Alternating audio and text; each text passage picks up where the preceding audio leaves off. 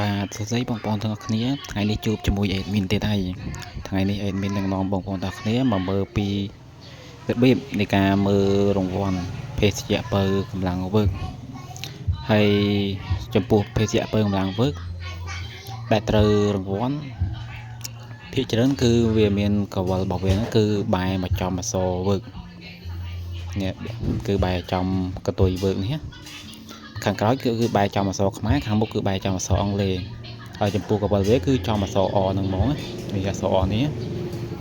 អញ្ចឹងពេលដែលបងប្អូនទិញឧស្សាហ៍មើលឬពិនិត្យអញ្ចឹងទៅនឹងត្រូវដូចខ្ញុំដែរហើយ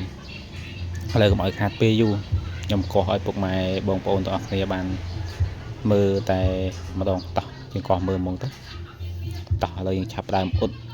យើងអ៊ុតមើលទាំងអស់គ្នាមើលថាត្រូវមែនអត់នោះឃើញទេគឺត្រូវពិតប្រកបមែនឥឡូវយើងអ៊ុតមកតិចចាំមើលថាត្រូវបានមកកំប៉ុងឬក៏រង្វាន់ធំឥឡូវយើងទៅមើលទាំងអស់គ្នាមកចាំមើលត្រូវបានអូខេមួយកំប៉ុងនេះមិនកុហកទេណា